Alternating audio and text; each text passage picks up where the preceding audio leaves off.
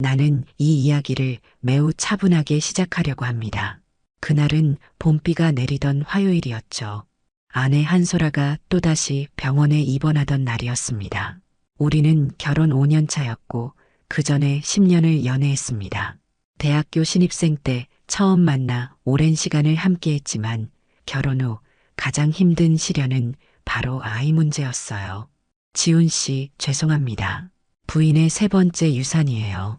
이번 검사 결과를 보면 소라 씨가 다시 임신하게 되면 생명이 위험할 수 있습니다. 담당 의사의 말에 내 심장이 멎는 느낌이었습니다. 소라는 마취해서 아직 깨어나지 않은 상태였죠. 그녀의 창백한 얼굴을 바라보며 나는 결심했습니다. 병실 의자에 앉아 소라의 손을 잡고 있는데 문득 깨달았어요. 내가 해야 할 일이 무엇인지를. 저는 오지훈입니다. 34, 전직 특전사 출신 보안 전문가죠. 지금은 보안 컨설팅 회사를 운영하고 있습니다. 사람들은 제가 무뚝뚝하다고 하지만 한 여자만 바라보며 살아왔어요. 그 여자가 바로 소라입니다.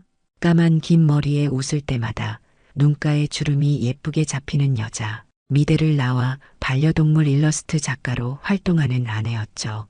오빠, 뭘 그렇게 생각해? 무서워. 병실에서 깨어난 소라가 긴 침묵을 깨고 물었습니다.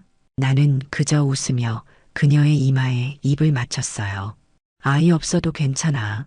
네가 살아있는 게 중요해. 그날 밤 소라가 잠든 뒤 나는 병원 복도를 걸으며 비상계단에서 몰래 전화를 걸었습니다. 대학 동기 중 비뇨기과 의사가 있었거든요. 상담 후 일주일 뒤 소라에게 말하지 않고 정관 수술을 받았습니다. 소라를 위한 선택이었어요. 그녀의 생명을 지키기 위해서였죠. 수술 후 몸이 아팠지만 특전사 출신답게 내색하지 않았습니다. 회사 일이 바빠 늦게 들어온다는 핑계로 며칠을 넘겼고 소라는 의심 없이 받아들였어요. 마지막 검사까지 마친 날 계절은 어느새 초여름으로 바뀌어 있었습니다. 그날 이후로 제 인생도 완전히 바뀌게 될 줄은 몰랐죠. 회사에서 중요한 미팅을 마치고 차 안에서 휴식을 취하고 있었어요. 그때 소라에게서 전화가 왔습니다. 여보, 나 임신했어. 이번엔 꼭 지켜낼 거야. 그 순간 내 머릿속에서 천둥이 쳤습니다. 생각이 멈췄고 숨이 턱 막혔어요. 아내가 임신이라니. 내가 정관 수술을 한 후에. 이건 있을 수 없는 일이었죠. 정말? 그래. 축하해. 지금 어디야? 내 목소리는 느리고 무거웠지만 소라는 너무 기뻐서 알아채지 못했습니다. 이때부터 나는 가짜 남편 연기를 시작했어요. 무미건조한 얼굴로 휴대폰을 내려놓으며 차 앞유리를 노려봤죠. 이제 모든 게 분명해졌습니다. 차 안에서 한동안 멍하니 앉아 있었습니다. 창밖으로 사람들이 바쁘게 오가는 모습이 보였지만 내 귀에는 아무 소리도 들리지 않았어요. 머릿속엔 오직 한 가지 생각뿐이었죠. 아내가 다른 남자와 관계를 맺었다. 이 명백한 사실이 가슴을 후벼 파고 있었습니다. 집에 돌아가는 길, 나는 차분히 생각했습니다. 특전사 시절 배운 위기 상황 대처법을 떠올렸어요.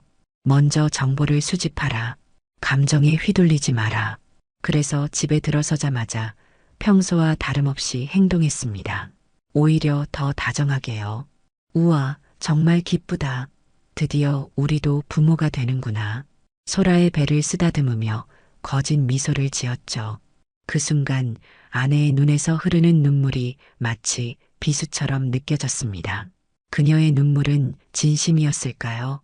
아니면 죄책감이었을까요? 오빠 고마워. 네가 이렇게 기뻐할 줄 알았어.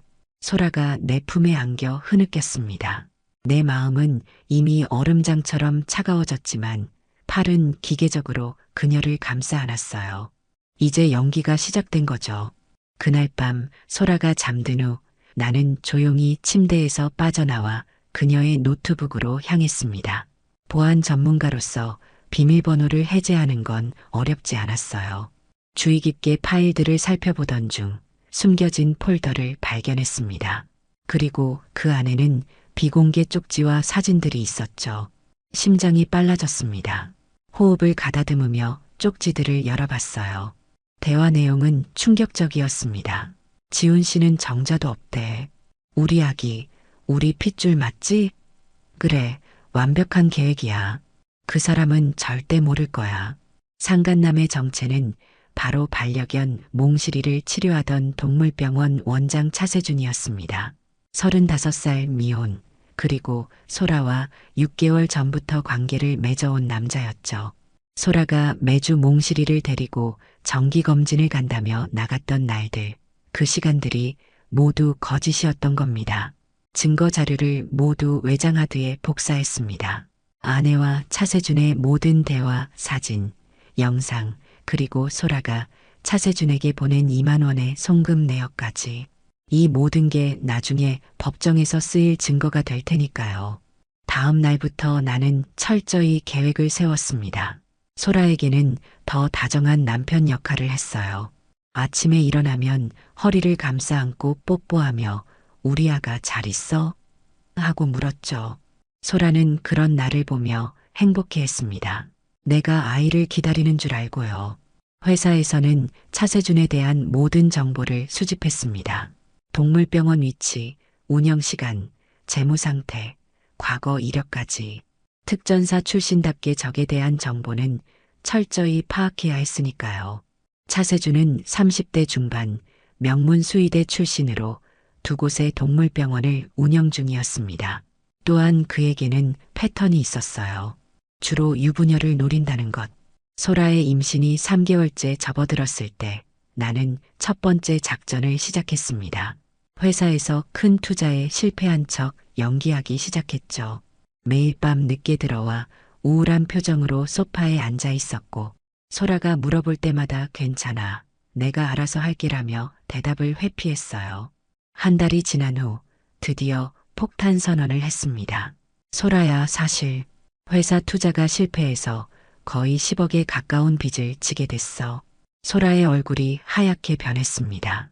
그 표정을 보며 나는 속으로 비웃었어요. 내 마음은 이미 무감각해져 있었으니까요. 10억이라니, 어떻게 그런 일이. 우리 어떻게? 소라의 목소리가 떨렸습니다. 손으로 배를 감싸주는 모습이 눈에 들어왔어요. 가짜 아이를 걱정하는 가짜 모성애가 역겨웠지만 나는 침착하게 다음 수를 두었습니다. 내가 다 책임질 거야. 하지만 한 가지 방법이 있어. 내 말에 소라의 눈이 희망으로 빛났습니다. 마치 구원자를 바라보는 눈빛이었죠. 아이러니하게도 그녀가 배신한 남편을 구원자로 여기고 있다는 사실이. 우리가 이혼하면 법적으로 너는 내 채무와 상관없어져. 내가 모든 책임을 질게. 침묵이 흘렀습니다. 소라의 표정이 복잡하게 변했어요. 내 말이 진심인지 의심하는 듯 했습니다. 그래서 나는 덧붙였죠. 물론 서류상 이혼일 뿐이야. 우리는 계속 함께 살 거고 아이가 태어나면 다시 결혼하면 돼. 소라의 눈가에 눈물이 맺혔습니다.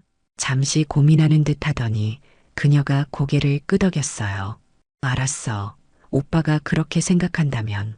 다음 날 우리는 변호사 사무실에서 이혼 서류에 도장을 찍었습니다. 소라는 눈물을 흘리며 도장을 찍었죠. 재산분할 항목에서 소라는 한 푼도 요구하지 않았습니다. 내가 빚더미에 앉았다고 생각했으니까요. 하지만 사실 나의 모든 재산과 회사는 부모님 명의로 되어 있었습니다. 완벽한 속임수였죠. 그렇게 우리는 법적으로 남이 되었습니다.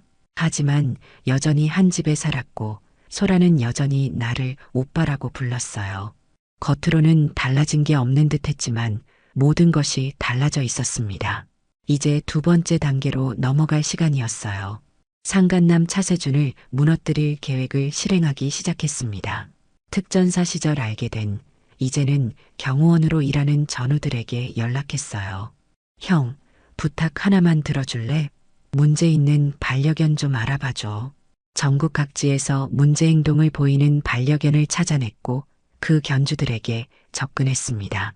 차세준의 동물병원을 소개해주겠다며. 이렇게 해서 차세준의 병원에는 매주 까다로운 환자들이 찾아가기 시작했어요. 일부러 공격성 높은 개들, 치료가 어려운 희귀질환을 가진 고양이들. 세준의 평판에 타격을 주기 위한 전략이었습니다. 동시에 나는 법무법인을 통해 상간소송 준비를 시작했어요. 증거를 정리하고 전략을 짜고 모든 법적 절차를 꼼꼼히 살폈습니다. 이 과정에서 차세준의 과거 행적도 더 파헤쳤어요.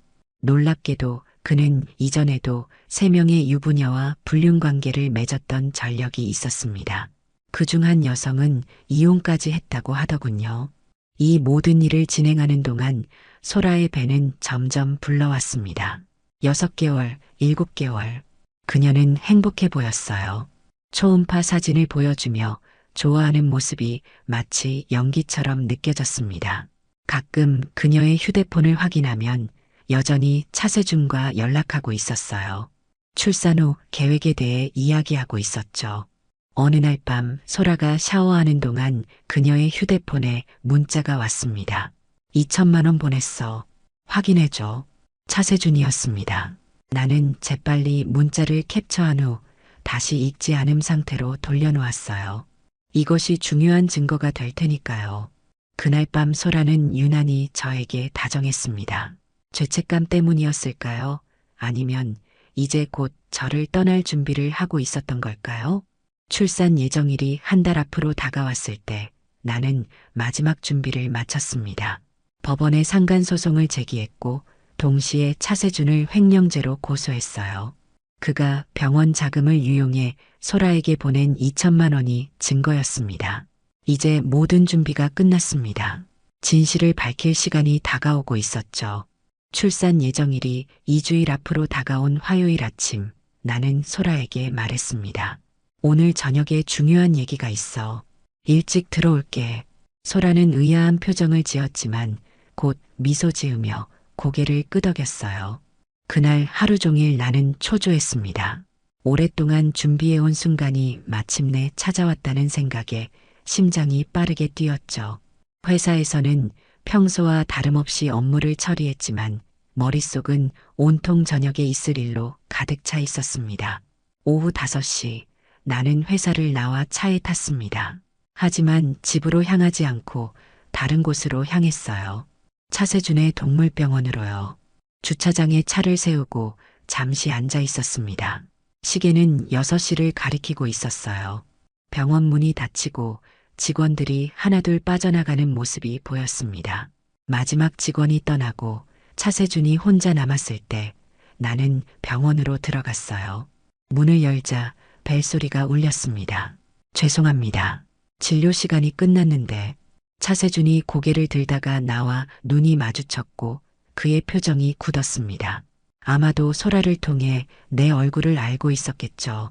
안녕하세요, 차 원장님. 저는 오지훈입니다. 한소라의 남편이요. 그의 얼굴이 창백해졌습니다. 잠시 침묵이 흘렀어요. 무슨 말씀이신지 모르는 척하지 마세요. 이미 모든 걸 알고 있습니다. 나는 가방에서 서류 봉투를 꺼내 그의 앞에 내려놓았어요. 이건 상간소송 소장입니다. 그리고 이건 횡령죄 고소장이고요. 내일 법원에 제출할 겁니다. 차세준의 손이 떨렸습니다. 봉투를 열어 서류를 확인하던 그의 표정이 점점 더 창백해졌어요. 당신, 어떻게 이런 증거를? 저는 보안 전문가입니다. 이런 건 식은 죽 먹기죠. 그는 잠시 생각하더니 갑자기 태도를 바꿨어요. 얼마면 될까요? 합의금으로 얼마를 원하시나요? 그 순간 나는 차갑게 웃었습니다. 마치 특전사 시절 적을 제압했을 때의 그 느낌이 되살아났어요. 돈이 아닙니다. 당신의 모든 것을 무너뜨리려고 해요. 병원, 자격증, 사회적 평판, 모든 걸 잃게 될 겁니다. 차세준의 얼굴이 분노로 일그러졌습니다. 갑자기 그가 책상 위에 무언가를 집어들었어요. 수술용 가위였습니다. 예상했던 반응이었죠. 나는 미소를 지으며 휴대폰을 꺼내 들었어요. 지금 이 상황도 녹화 중입니다. 폭행까지 추가하실 건가요? 그제서야 차세준은 손에 든 가위를 내려놓았습니다. 그의 눈에서 패배감이 읽혔어요. 소라는 정말 당신을 사랑하지 않아요. 우리는 더 이상 들을 필요 없습니다. 내일 아침 소라에게도 같은 서류가 전달될 겁니다. 나는 돌아서서 병원을 나왔습니다. 차에 타자마자 깊게 숨을 내쉬었어요. 오랫동안 참았던 감정이 한꺼번에 쏟아져 나오는 것 같았습니다. 분노, 배신감, 그리고 이상하게도 일종의 해방감까지. 집으로 향하는 길, 휴대폰에 소라에게서 온 메시지가 여러 개 있었습니다. 오빠 언제 와? 저녁 준비했어. 왜 연락이 안 돼? 무슨 일 있어? 걱정돼. 빨리 연락해줘. 나는 아무 답장도 하지 않았어요. 집에 도착했을 때는 저녁 8시가 넘어 있었습니다. 소라는 거실 소파에 불안한 표정으로 앉아 있었어요. 나를 보자마자 달려와 안겼습니다. 어디 갔었어? 왜 연락이 안 됐어? 너무 걱정했잖아. 나는 그녀를 살짝 밀어내고 소파에 앉았습니다. 테이블 위에는 식어버린 저녁 식사가 놓여 있었어요. 앉아, 소라야. 이야기할 게 있어. 소라가 불안한 표정으로 내 맞은편에 앉았습니다. 그녀의 배는 이제 아주 크게 불러와 있었죠. 가짜 아버지를 기다리는 아이를 품은 그 배를 보니 가슴이 아팠습니다. 무슨 일이야, 오빠? 무서워. 소라의 목소리가 떨렸어요. 그녀의 눈에는 이미 눈물이 고여 있었습니다. 뭔가 느끼고 있었던 걸까요? 아니면 그저 호르몬 때문이었을까요? 소라야, 난 알고 있어. 짧은 한마디로 시작했습니다. 소라의 표정이 순간적으로 굳었어요. 하지만 곧 의아한 척했습니다. 뭘 알고 있다는 거야? 너와 차세준의 관계, 그리고 그 뱃속의 아이가 내 아이가 아니라는 사실. 침묵이 내려앉았습니다. 소라의 얼굴이 창백해졌어요. 그녀의 눈동자가 흔들렸고 입술이 파르르 떨렸습니다. 부정할 말을 찾는 듯 했지만 내 표정을 보고는 그럴 수 없다는 걸 깨달은 듯 했어요. 어떻게, 언제부터? 중요하지 않아. 이미 모든 증거가 있어. 너희의 대화, 사진, 영상, 그리고 차세준이 너에게 보낸 돈까지. 소라의 눈에서 눈물이 흘러내렸습니다. 그녀는 갑자기 무릎을 꿇고 내 다리를 붙잡았어요. 오빠 미안해. 정말 미안해. 잠깐 실수였어. 정신이 없었던 거야. 이 아이는 정말 오빠 아이야. 그 순간 나는 차갑게 웃었습니다. 소라의 거짓말이 가소로웠어요. 그럴 리가 없지. 왜냐하면 나는 잠시 말을 멈추고 그녀의 눈을 똑바로 바라봤습니다. 나는 정관 수술을 했으니까. 소라의 얼굴에서 모든 혈색이 사라졌습니다. 그녀는 마치 유령을 본 것처럼 눈을 크게 뜨고 나를 바라봤어요. 무슨 소리야? 언제? 왜? 네가 3번째 유산을 하고 의사가 내 생명이 위험하다고 했을 때 너를 지키기 위해 결정했어. 소라는 완전히 얼어붙은 듯 했습니다. 그녀의 세계가 무너져 내리는 순간이었죠. 내가 계속해서 말했어요. 그리고 네가 갑자기 임신했다고 했을 때 난 이미 모든 걸 알았어. 소라는 충격에서 벗어나지 못한 채 흐느꼈습니다. 그녀의 울음소리가 집안을 채웠어요. 나는 그저 앉아서 그 모습을 지켜봤습니다. 예전 같았으면 그녀를 안아주었겠지만 이제 그런 마음은 남아있지 않았어요. 내일 아침 너에게 상간소송 소장이 배달될 거야. 이미 차세준에게도 전달했고. 소라가 놀란 표정으로 고개를 들었습니다. 상간소송이라니. 우리는 이혼했잖아. 이혼은 내가 의도적으로 유도한 거야. 네가 생각하는 것처럼 회사가 부도난 것도 아니고 빚이 있는 것도 아니야. 모든 게 너를 함정에 빠뜨리기 위한 계획이었어. 소라의 눈이 분노로 변했습니다. 그녀는 일어나 내게 소리쳤어요. 당신 미쳤어? 이렇게까지 계획적으로 날 함정에 빠뜨리다니. 이게 사랑하는 사람이 할 짓이야? 소라의 분노에 찬 목소리가 집안을 울렸습니다. 나는 냉정하게 그녀를 바라봤어요. 사랑?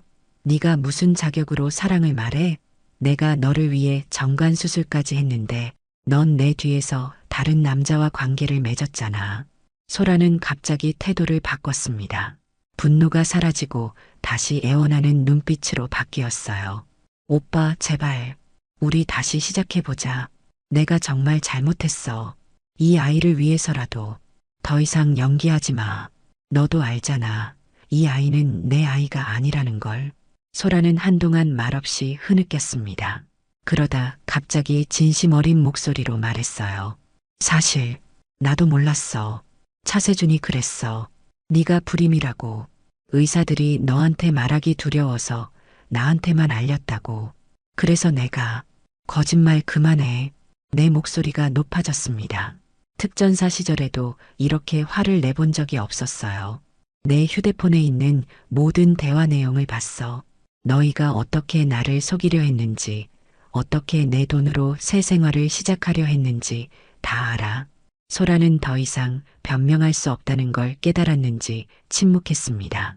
한참 후에야 그녀가 고개를 들었어요. 이제 어떻게 될 거야? 너는 이혼 과정에서 재산 분할을 포기했고, 이제 곧 상간자와 함께 법정에 서게 될 거야. 차세준은 병원을 잃고 면허도 잃을 가능성이 높아. 그리고 너희 둘 다 나에게 상당한 배상금을 지불해야 할 거고. 소라의 얼굴에 공포가 스쳤습니다. 그녀는 자신의 배를 감싸 안았어요. 그럼 이 아이는? 그건 내 문제야. 내 아이가 아니니까. 소라는 절망적인 눈빛으로 나를 바라봤습니다. 10년의 연애와 5년의 결혼 생활 동안 이런 표정은 본 적이 없었어요. 순간 가슴 한구석이 아팠지만 곧 무감각해졌습니다. 짐 싸. 오늘 밤으로 이 집에서 나가. 소라는 마지막 저항을 시도했습니다. 법적으로 내 집이기도 해. 재산 분할 안 했다고 해도 이혼 후 주거권은. 이 집은 내 부모님 명의야. 네가 여기 살 권리는 없어. 완벽한 계획이었습니다. 소라는 더 이상 할 말을 잃은 채 침실로 향했어요. 나는 거실 소파에 앉아 그녀가 짐을 싸는 소리를 들었습니다. 1시간 후 그녀는 큰 캐리어와 작은 가방을 들고 현관에 섰어요. 내일 변호사가 연락할 거야. 그때 더 자세히 이야기하자. 소라는 마지막으로 나를 바라봤습니다. 그녀의 눈에는 이제 눈물이 말라 있었어요. 당신이 이렇게까지 차갑고 계산적인 사람인 줄 몰랐어. 문이 닫히고 나는 홀로 남겨졌습니다. 갑자기 집이 너무 크고 비어 있는 것 같았어요. 15년을 함께한 사람이 없는 공간은 낯설기만 했습니다. 소라가 떠난 후 일주일이 지났습니다. 법원에서는 상간소송이 진행 중이었고 검찰에서는 차세준의 횡령 혐의에 대한 수사가 시작되었어요. 내 일상은 겉으로 보기엔 평소와 다를 바 없었습니다. 아침에 일어나 회사에 가고 저녁에 돌아와 간단히 식사를 하고 잠드는 루틴. 하지만 내면은 완전히 달랐어요. 가끔 침대에 누워 천장을 바라보며 생각했습니다. 내가 정말 올바른 선택을 한 것일까? 하지만 곧 소라와 차세준의 대화 내용이 떠올랐고 그 의문은 사라졌어요. 복수는 정당했습니다. 배신에 대한 대가를 치르게 하는 것, 그것이 내 정의였죠. 오전 10시 변호사에게서 전화가 왔습니다. 오 대표님, 상대방이 합의를 요청해 왔습니다. 차세준 씨가 2억을 제안했고 한소라 씨는 별도로 5천만 원을 제안했습니다. 나는 잠시 생각했습니다. 합의금은 적지 않은 액수였지만 돈이 목적이 아니었어요. 거절하세요. 법정까지 가겠습니다. 확실하신가요? 재판은 장기화될 수 있고 감정적으로도 많이 소모될 텐데. 네, 확실합니다. 전화를 끊고 창밖을 바라봤습니다. 가을이 시작되고 있었어요. 나뭇잎들이 노랗게 변하기 시작했죠. 모든 것은 변합니다. 내 인생도, 소라의 인생도. 그날 오후 회사에서 일을 마치고 나오는데 주차장에서 낯익은 차를 발견했습니다. 차세준의 차였어요. 그는 차 밖에 서서 나를 기다리고 있었습니다. 오 대표님, 잠깐 이야기 좀 나눌 수 있을까요? 그의 목소리는 예전의 자신감이 사라져 있었습니다. 수척해 보였고 눈 밑에는 다크서클이 짙게 내려앉아 있었어요. 할 말은 변호사를 통해 하세요. 내가 차 키를 꺼내며 말했습니다. 하지만 차세준은 물러서지 않았어요. 제발 인간 대 인간으로 대화하고 싶습니다. 다른 사람들 다 괜찮은데 왜 하필 소라 씨였어야 했는지 그의 말에 나는 차갑게 웃었습니다. 인간 대 인간이요? 당신이 남의 아내를 탐했을 때는 그런 생각 없었잖아요. 차세준의 표정이 일그러졌습니다. 그는 갑자기 무릎을 꿇었어요. 미안합니다. 정말 잘못했습니다. 제발 고소를 취하해 주세요. 병원이 무너지고 있습니다. 환자들이 모두 떠나고 직원들도 사표를 내고 평생 쌓아온 모든 게 한순간에 그의 애원에도 내 마음은 움직이지 않았습니다. 오히려 복수의 달콤함을 느꼈어요. 그게 바로 제가 원하는 거예요.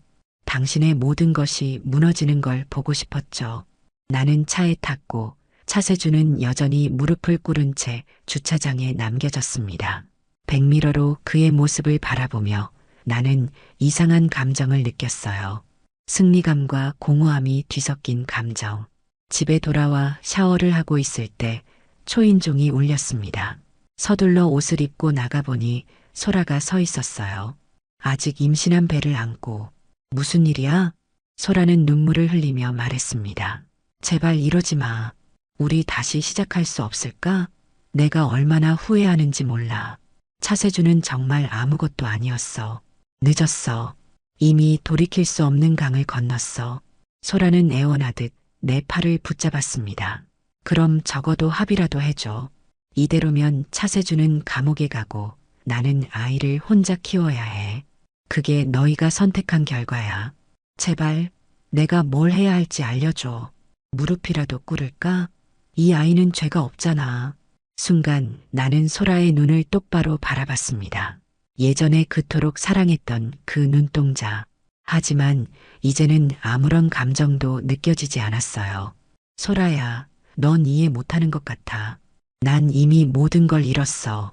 내가 사랑했던 사람, 앞으로 가질 수 있었던 아이들. 내가 내게서 빼앗아 간 거야. 순간 소라의 눈에서 깨달음이 스쳤습니다. 그녀가 떨리는 목소리로 물었어요. 정관수술, 정말 나를 위해서 한 거야? 물론이지. 너의 건강이 더 중요했으니까. 마지막 진실이 소라를 무너뜨렸습니다. 그녀는 내 현관 앞에서 흐느꼈어요. 한참을 울고 난 후 그녀는 일어났습니다. 이제 정말 끝이구나. 그래, 끝이야. 소라는 마지막으로 내 눈을 바라보고는 떠났습니다. 그녀의 뒷모습을 바라보며 문득 생각했어요. 이게 정말 내가 원했던 결말인가? 마침내 법정의 날이 찾아왔습니다. 차세준과 소라는 피고인석에 나란히 앉아 있었고 나는 원고석에 앉았어요. 소라는 이제 출산을 한 달 앞두고 있었습니다. 그녀의 배는 더욱 불러 있었고 얼굴은 지쳐 보였어요. 차세준은 완전히 다른 사람이 된 것 같았습니다. 자신감 넘치던 의사의 모습은 온데간데 없고 초라한 모습으로 고개를 숙이고 있었죠. 재판장이 입장하고 재판이 시작되었습니다. 우리의 증거는 완벽했어요. 소라와 차세준의 대화 내용, 사진, 송금 내역, 모든 것이 정리되어 있었습니다. 소라의 변호사는 거의 변론할 여지가 없었어요. 피고인 한소라 씨, 자신의 입장을 밝혀주시겠습니까? 소라는 천천히 일어났습니다. 그녀의 목소리는 떨렸어요. 저는 모든 혐의를 인정합니다. 제 남편을 배신했고 거짓말을 했습니다. 하지만 저도 피해자입니다. 차세준 씨가 제 남편이 불임이라고 속였고 이에 있습니다. 내 변호사가 즉시 일어서서 말했습니다. 피고인 한소라 씨의 주장은 사실이 아닙니다. 증거 제출하겠습니다. 그리고 소라와 차세준의 대화 내용이 공개되었습니다. 그들이 어떻게 나를 속이려 했는지, 어떻게 내 재산을 노렸는지 모든 것이 적나라하게 드러났어요. 재판은 3시간 동안 계속되었습니다. 마지막에 재판장이 판결을 내렸어요. 원고 오지훈 씨의 청구를 모두 인용합니다. 피고인들은 원고에게 정신적, 물질적 손해배상으로 총 3억 원을 지불하도록 명령합니다. 소라의 얼굴이 창백해졌습니다. 차세준은 고개를 푹 숙인 채 움직이지 않았어요. 그들에게 3억 원은 감당할 수 없는 금액이었겠죠. 재판장을 나오는 길, 소라가 내게 다가왔습니다. 정말 끝까지 갈 거야? 난 이제 무일푼이야. 이 아이는, 그건 내 문제야. 내가 상관할 바 아니지. 소라의 눈에 눈물이 고였습니다. 당신은 변했어. 내가 알던 오지훈이 아니야. 내가 날 변하게 만들었어. 소라는 더 이상 말을 잇지 못하고 돌아섰습니다. 그녀가 법원 계단을 내려가는 모습을 바라보았어요. 한때 내가 그토록 사랑했던 여자, 이제는 낯선 사람이 되어버린. 다음 날 차세준에 대한 횡령 혐의 재판도 시작되었습니다. 그는 결국 유죄 판결을 받았고 의사 면허가 1년간 정지되었어요. 또한 집행유예를 선고받았지만 그의 사회적 평판은 이미 바닥이었습니다. 두 곳의 동물병원은 모두 문을 닫았고 그는 서울을 떠나 지방으로 이사했다는 소문이 들렸어요. 소라는 결국 파산 신청을 했습니다. 3억 원의 배상금을 낼 방법이 없었으니까요. 그녀는 친정으로 돌아갔다고 합니다. 아마 그곳에서 아이를 낳을 것이겠죠. 모든 법적 절차가 끝나고 나는 집에 앉아 소파에서 위스키를 한 잔 따랐습니다. 텅 빈 집에서 홀로 술잔을 기울이며 생각했어요. 이것이 승리인가? 복수는 성공했지만 내 마음은 여전히 공허했습니다. 그날 밤 오랜만에 특전사 시절 전우에게 전화를 걸었어요. 형, 지방으로 내려가려고. 그쪽에 괜찮은 사업 자리 있을까? 왜? 갑자기 서울 떠나? 새로운 시작이 필요해서. 전화를 끊고 창밖을 바라봤습니다. 서울의 밤하늘에는 별이 보이지 않았어요. 하지만 지방에 내려가면 별도 보이고 새로운 인생도 시작할 수 있을 것 같았습니다. 다음엔 진짜 내 편이 될 사람만 곁에 둘 거야. 그로부터 반년이 지났습니다. 나는 강원도 작은 도시로 내려와 새로운 삶을 시작했어요. 서울의 회사는 동업자에게 맡기고 이곳에서는 지역 보안 스타트업에 투자했습니다. 복잡한 도시를 떠나 산과 바다가 가까운 이곳에서 마음의 평화를 찾아가고 있었죠. 어느 봄날 아침 카페에 앉아 신문을 보고 있을 때 누군가 내 이름을 불렀습니다. 오지훈 씨 맞으신가요? 고개를 들어보니 낯선 여성이 서 있었어요. 40 중반 정도로 보이는 단정한 차림의 여성이었습니다. 네, 그런데요. 저는 한소라 씨의 언니 한미라입니다. 순간 가슴이 철렁 내려앉았습니다. 소라의 가족을 만나리라고는 생각지 못했어요. 무슨 일로 오셨나요? 그녀는 내 앞에 조심스럽게 앉았습니다. 소라가 출산했어요. 남자아이. 침묵이 흘렀습니다. 나는 아무런 감정도 느끼지 않으려 했지만 어쩐지 가슴 한구석이 아팠어요. 그래서요? 그건 저와 상관없는 일인데요. 한미라 씨는 한숨을 내쉬었습니다. 소라가 많이 변했어요.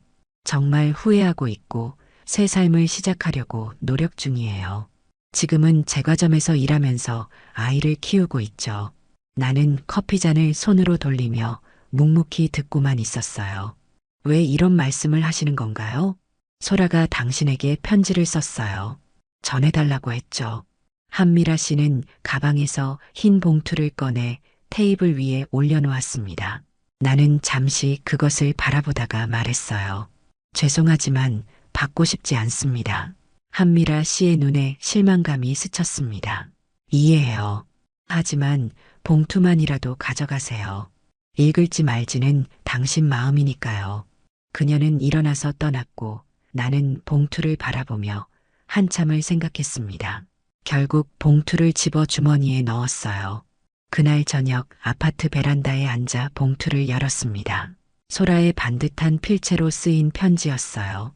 지훈 오빠에게 내가 이렇게 편지를 쓸 자격이 있는지 모르겠어.